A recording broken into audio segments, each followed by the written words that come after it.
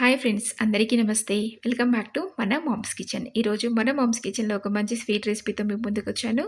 అదేంటంటే ఇంట్లో ఉన్న చాలా సింపుల్ ఇంగ్రీడియెంట్స్‌తోని చాలా తక్కువ టైంలో అప్పటికప్పుడు మనం ఈ స్వీట్ లడ్డు రెసిపీని ప్రిపేర్ చేసుకోవచ్చు. ఏదైనా పండగలప్పుడు కానీ, లేదా పిల్లలు ఎప్పుడైనా స్వీట్ అడిగినప్పుడు కానీ, లేదా ఎవరైనా రిలేటివ్స్ వచ్చినప్పుడు కానీ అప్పటికప్పుడు ఈ స్వీట్ రెసిపీని రెడీ చేసేయొచ్చన్నమాట. ఇప్పుడు లేట్ చేయకుండా ఈ స్వీట్ రెసిపీ ఎలా ప్రిపేర్ చేసుకోవాలో చూసేద్దాం పదండి.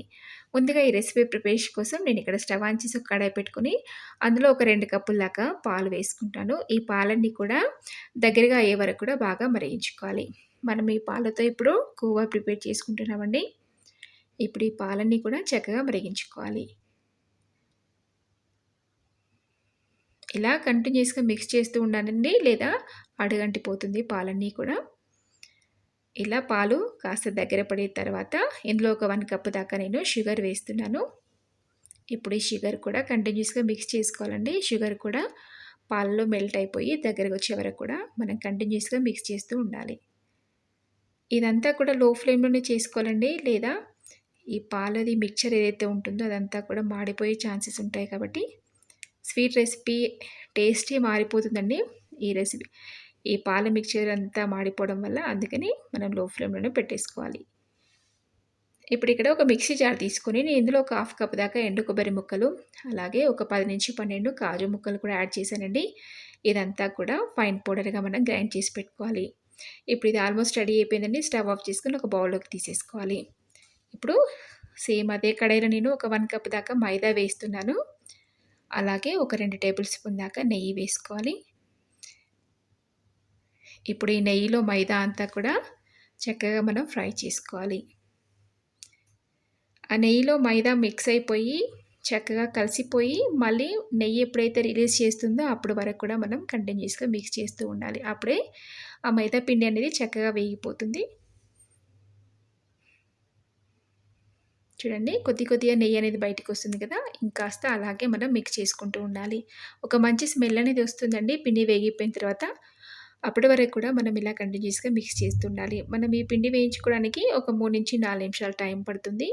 ఇది కూడా మనం లో ఫ్లేమ్‌లోనే ఫ్రై చేసుకోవాలి. ఇప్పుడు ఆల్మోస్ట్ ఇది ఫ్రై అయిపోయింది కదా! ఇప్పుడు ముందుగా గ్రైండ్ చేసి పెట్టుకున్న కొబ్బరి, అలాగే కాజు పౌడర్ ఉంది కదా! అది కూడా వేసేసుకొని మళ్ళీ బాగా మిక్స్ చేసుకోవాలి.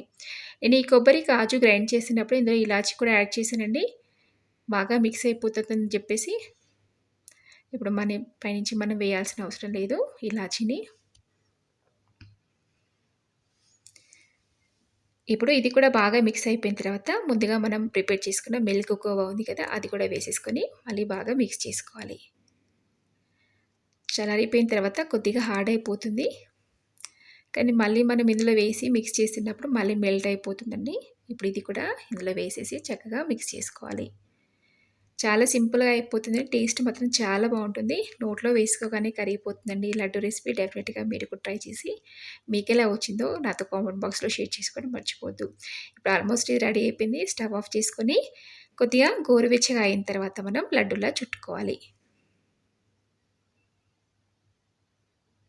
మనకి నచ్చిన సైజులో ప్రిపేర్ చేసుకోవచ్చు. ఎన్ని లడ్డూలు వస్తే అన్ని లడ్డూలు ఈజీగా చాలా టేస్టీగా ఉంటాయండి. అండ్ సింపుల్‌గా ప్రిపేర్ చేసుకోవచ్చు. మనం ఒకసారి ప్రిపేర్ చేసుకుంటే 15 డేస్ వరకు కూడా నిల్వ ఉంటాయి. డెఫినిట్‌గా ట్రై చేసి మీకెలా వచ్చిందో నాతో కామెంట్ బాక్స్‌లో షేర్ చేసుకోవడం మర్చిపోవద్దండి. ఇలా ఒక్కొక్కటిగా అన్ని లడ్డూలన్నీ కూడా ప్రిపేర్ చేసుకోవాలి.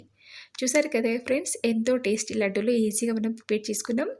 మీరు కూడా డెఫినెట్‌గా ట్రై చేసి మీ ఇంట్లో వాళ్ళతో షేర్ చేసుకోండి. అలాగే ఈ రెసిపీ మీకు నచ్చితే తప్పకుండా లైక్ చేయండి, షేర్ చేయండి. మరెన్నో ఇలాంటి హెల్తీ అండ్ టేస్టీ రెసిపీస్ కోసం చూస్తూనే ఉండండి మన మామ్స్ కిచెన్. మరొక మంచి రెసిపీతో మీ ముందుంటాను. Thank you for watching.